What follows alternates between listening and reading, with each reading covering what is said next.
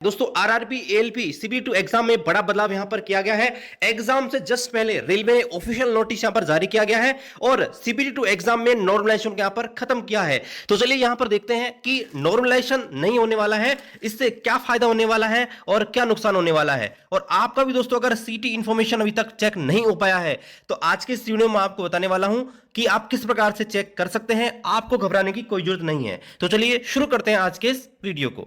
तो यहां पर देखिए फ्रेंड्स, ये रहा ऑफिशियल नोटिफिकेशन और यहां पर आप देख सकते हैं सीटी intimation slip and help desk link notice for CN01 2024 ALP, यानी कि ALP का जो CBT2 एग्जाम होने वाला है उसका सीटी इंटीमेशन स्लिप डाउनलोड करने के लिए और हेल्प डेस्क लिंक नोटिस के संदर्भ में। तो यहां पर दोस्तों बताया गया है सीटी intimation slip for candidates of CN01 2024 ALP is now live, यानी कि जो ALP के अभ्यर्थी हैं उनका यहां पर सिटी इंटीमेशन स्लिप है वो यहां लाइव हो चुका है। आगे बताया गया है SMS and emails are being send to candidate whose city intimation slip has been activated on their registered ID used during filling the application। और जिन कैंडिडेट का सिटी इंफॉर्मेशन यहां पर लाइव हो चुका है उनको SMS और ईमेल्स यहां पर भेजे जा रहे हैं जो उन्होंने फॉर्म भरते टाइम पे जो भी यहां पर रजिस्टर्ड ईमेल आईडी यहां पर लगाई थी तो उन पर इसकी सूचना भेजी जा रही है। आगे बताया गया है अगर आपके पास ALP का रजिस्ट्रेशन नंबर नहीं है तो आप rrbapply.gov.in पे जा सकते हैं। वहां पर जो आपने फॉर्म फिल किया है तो वहां पर आपको फॉरगेट पासवर्ड का ऑप्शन आएगा। फॉरगेट पासवर्ड पर क्लिक करके आप पासवर्ड यहां पर प्राप्त कर सकते हैं और वहीं पर आपको हेल्प डेस्क का ऑप्शन भी दिया गया है। यहां पर देखिए बताया गया अगर आपको किसी भी प्रकार की प्रॉब्लम हो रही है ALP CBT2 के रिगार्डिंग तो यहां पर आप एक कॉन्टैक्ट नंबर दिए गए हैं जहां पर आप कॉल कर सकते हैं। और देखिए कॉल करने का जो टाइम है वो मॉर्निंग 9 बजे से शाम को 6 बजे तक का है, मंडे टू सैटरडे। तो अगर आपको भी कोई दिक्कत हो रही है ALP CBT2 के रिगार्डिंग, सिटी इंटीमेशन वगैरह के रिगार्डिंग, तो यहां पर दोस्तों आप इन पे कॉल कर सकते हैं। और यहां पर देखिए बड़ा बदलाव यहां पर किया गया है, पॉइंट नंबर 6 को आप पढ़ेंगे तो बताया गया है RRB wise scheduling has been done to avoid normalization. तो नॉर्मलाइजेशन को अवॉइड करने के लिए, नॉर्मलाइजेशन से बचने के लिए RRB वाइज शेड्यूलिंग यहां पर की गई है। As such some of candidate may have to travel longer distance compare to CBT1। इसलिए ऐसा हो सकता है कि कुछ कैंडिडेट को CBT1 की तुलना में अधिक दूरी यहां पर तय करनी पड़े CBT2 में। चलिए इसको मैं आपको समझाता हूं दोस्तों। तो यहां पर फ्रेंड्स इसको हम थोड़ा डिटेल में समझते हैं कि RRB वाइज शेड्यूलिंग का मतलब क्या है और इससे नॉर्मलाइजेशन से कैसे बचा जाएगा। तो जैसे फ्रेंड्स 21 अलग अलग RRB हैं रेलवे के अंदर और यहां पर 21 अलग अलग RRB से आप कहीं से भी फॉर्म फिल कर सकते थे। अब यहां पर देखिए नॉर्मलाइजेशन का सीधा सा मतलब यह है अगर एक ही एग्जाम के अभ्यर्थी अगर अलग अलग शिफ्टों में एग्जाम देते हैं तो अलग अलग शिफ्ट का पेपर क्या होता है, पेपर का लेवल अलग अलग होता है। भाई कोई पेपर आप बनाओगे तो कोई हार्ड बन जाएगा, कोई इजी बन जाएगा।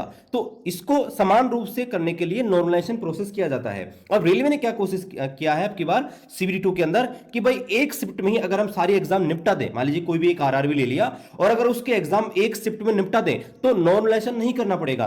तो जैसे मान लीजिए कि एग्जाम्पल लेता हूं, जैसे नॉर्थ वेस्टर्न रेलवे, यहां पर एक राजस्थान में मोटा मोटा ले लेते हैं। अगर मान लीजिए नॉर्थ वेस्टर्न रेलवे है NWR और NWR को अगर नॉर्मलाइजेशन से बचना है तो ये क्या करेगा, कोई भी एक शिफ्ट में अपनी एग्जाम कंप्लीट करना पड़ेगा। अब देखिए 2 दिन का टाइम है, एक आपका 19 मार्च का है, एक आपका 20 मार्च का है। 19 मार्च के दिन इसके पास 3 ऑप्शन है, आपका हो सकता है तो 2 शिफ्टों में हो गया, 3 शिफ्टों में होगा। अगर इसके मास मान लीजिए 3 शिफ्टों हैं तो 3 शिफ्टों में से किसी एक शिफ्ट में एग्जाम खत्म करना पड़ेगा। और अगर 2 शिफ्ट है, दो में से एक में आपको NWR को खत्म करना ही पड़ेगा। अब इससे नुकसान क्या होगा कि भाई NWR को अपनी एग्जाम मान लीजिए 19 तारीख को खत्म करनी है फर्स्ट शिफ्ट के अंदर, तो फर्स्ट शिफ्ट में इसको एग्जाम खत्म करने के लिए हो सकता है कि इस केवल RRB अजमेर में जो भी एग्जाम सेंटर आ रहे हैं उनमें एग्जाम पूरी नहीं हो। तो इसलिए क्या करेगा कि NWR वालों को हो सकता है कि अपना जो CBT2 है वो देने के लिए हो सकता है गुजरात भेज दिया जाए, महाराष्ट्र भेज दिया जाए, ठीक है, यहां आसपास कहीं भी भेज दिया जाए।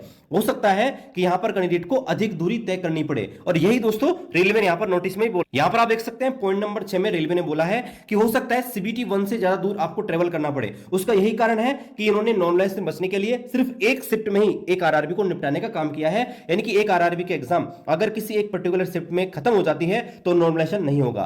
तो इस प्रकार दोस्तों यहां पर कैंडिडेट जो है उनको हो सकता है थोड़ा दूर ट्रेवल करना पड़ जाए, लेकिन RRB वाइज एग्जाम यहां पर किया जा रहा है। एक शिफ्ट में एक RRB, ठीक है, अब यहां पर देखिए बहुत सारे कैंडिडेट हैं जिनका अभी तक सिटी इंटीमेशन यहां पर शो नहीं हुआ है।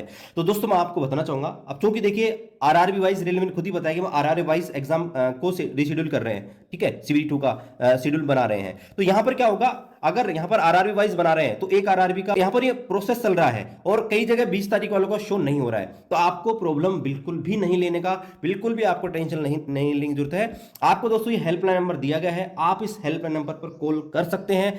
बाकी देखिए आपका सबका धीरे धीरे शो हो जाएगा, ठीक है। और अब की बार आपको पता है कि नॉर्मलाइजेशन होने वाला है नहीं, तो आप नेगेटिव मार्किंग भी कम से कम करके आइएगा, जितना आपसे हो रहा है उतना करके आएगा, कोशिश कीजिए नेगेटिव मार्किंग से बचा जाए, ठीक है, क्योंकि पेपर आपको पता है नॉर्मलाइजेशन होगा नहीं, जितना आप मार्क्स करके आओगे, जो आपका पार्ट ए है, ठीक है, पार्ट ए, तो पार्ट ए का 70% आपका मेरिट में जुड़ेगा, पार्ट बी सिर्फ क्वालिफाई नेचर का है, और आपका जो साइको टेस्ट होने वाला है उसका 30% नंबर जुड़ेगा, और फिर आपकी फाइनल मेरिट बनने वाली है। तो इस चीज को आप विशेष ध्यान रखें, ठीक है फ्रेंड्स, और आपसे मिलते हैं अगली वीडियो में अगली अपडेट के साथ। तब तक जय हिंद, वंदे मातरम।